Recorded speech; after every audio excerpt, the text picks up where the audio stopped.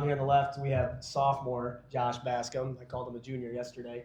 Sophomore Eli Wolf, freshman Jay Sopaku, senior Dylan Gross, and senior Jake Bascom. As far as an opening statement, I mean, holy cow. First of all, what an incredible game, an incredible opponent. It's kind of on our radar all year. We thought if we were going to find our way here to the Breslin that we knew we were probably going to have to play them. And, you know, what can you say about KJ Torbert? Maybe one of the best players here in this state in quite a while, and he's stuck here with us in the state. And, you know, as a coach in this state, you appreciate a guy so much like that. He's got such a talent level that it brings that kind of a crowd in here to the Breslin Center, obviously. But hats off to them, an incredible opponent. But, you know, our guys, boy, they just believe. You know, we said in the locker room, 32 minutes for the rest of your lives. And we needed to lay it on the line today. And these 5 guys up here, obviously, were such a big piece of it. So it's an honor for me to be able to sit here with them, and just really happy for our community and our school to bring another state championship back home to Rockford. Kyle, two tough games against these guys. You guys lost one in overtime back in January. Coming back today to get a little bit of a revenge game against them.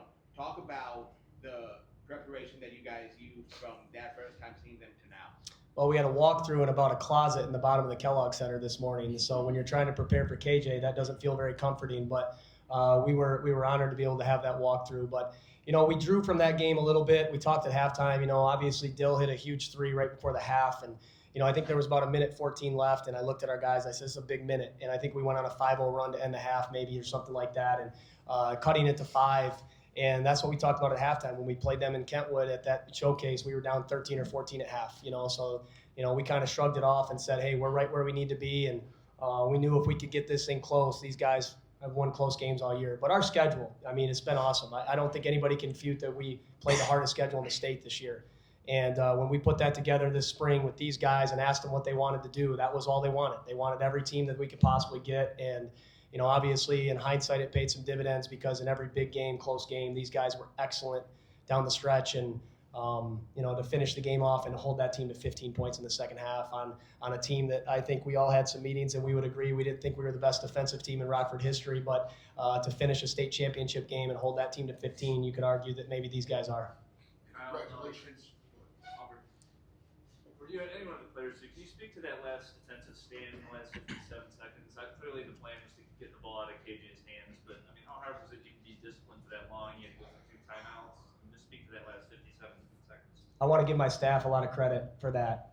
We had a lot of discussions about things that could come to fruition today, and one of the things after watching them play yesterday, obviously, is, boy, if we're in that situation late, we're not letting KJ Torbert get the shot. I mean, we were committed to that as a staff, and if that meant somebody else got a wide open shot, we weren't going down that way. That was the staff's call. And even if I wasn't sure what we wanted to do, they were very, very insistent upon that. And so we actually put in that run and jump defense this morning in the bottom of the Kellogg Center. And we just said late in the game, late in the quarter, he's not getting the shot off. And if he does, it's going to be over 2 people because he's that good. And so we were committed to that. And I thought we got, you know, a couple of big important rotations. Josh had an incredible rotation to the front side corner. They executed it unbelievably. You know, and so just really proud of them. I'm proud of our staff. I mean, to come up with game plans for guys like that does take a lot, and our staff is as good as anybody at coming up with that stuff. Can you speak to that? Was it really hard to stay disciplined through that whole stretch?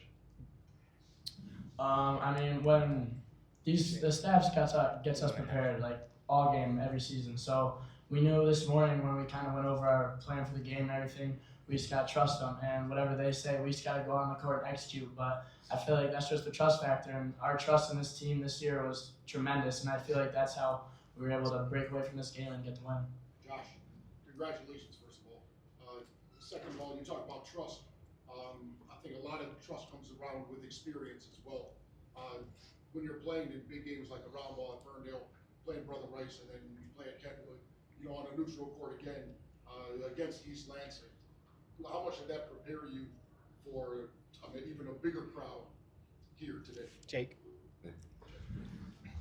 Yeah, I think playing those games, I mean, when we're going through all those games, and I think it's just the process we went through all those games, it helped us out.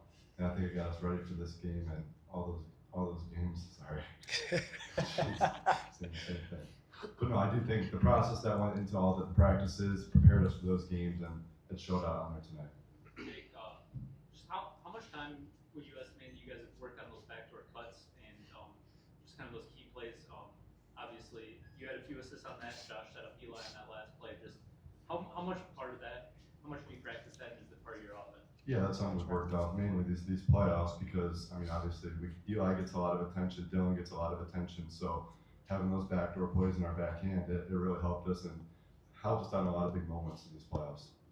Jace, what was going through your head when you had the ball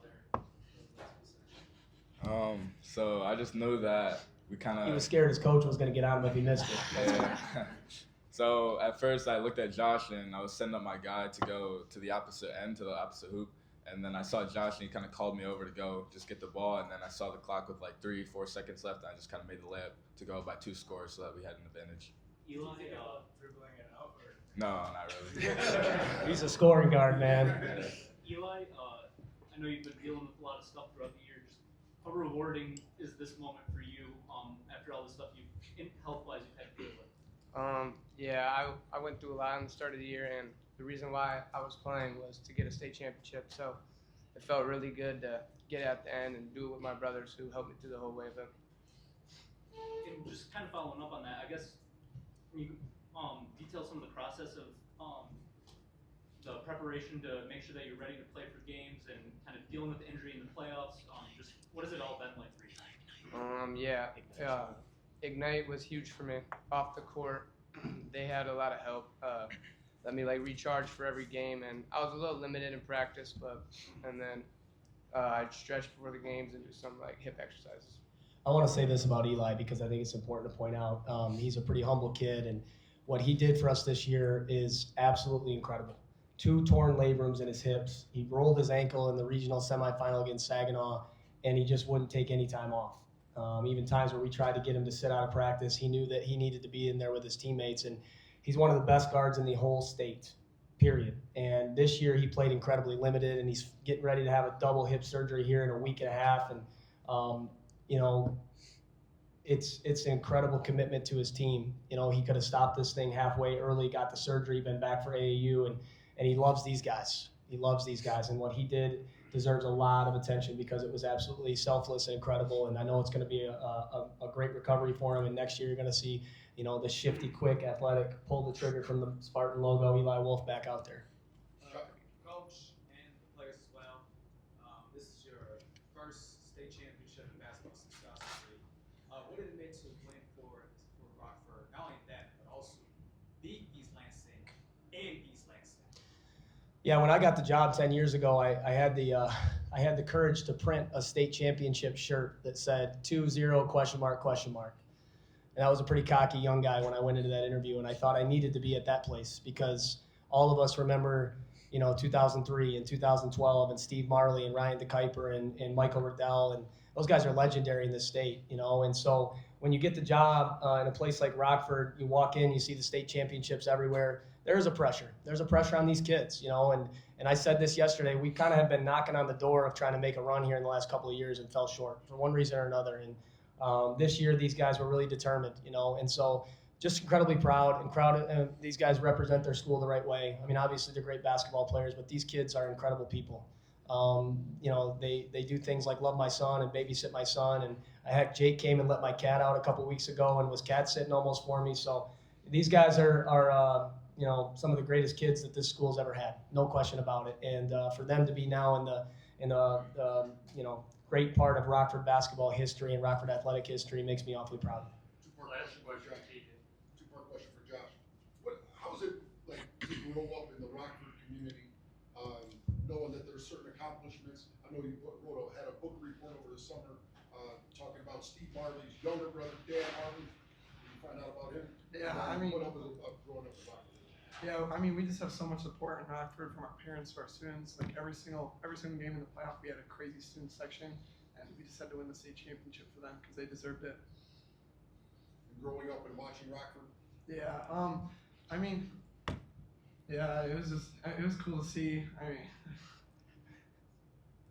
when I got here, these guys were first and second graders, and so we didn't give them a lot to watch at that point. But yeah, they'll now get to kind of flash back into that and see Steve Marley in the crowd today and Ryan DeKuyper in the crowd today and Nick Allen in the crowd. It's like those guys have done a heck of a job, and these guys wanted to make sure that they made that group proud, because we have an old picture of the 03 state championship hanging on our TV in our team room, and I said it's time for us to update that one and get a new one. So I'm proud that we're going to be able to replace that one and put one of these guys forever.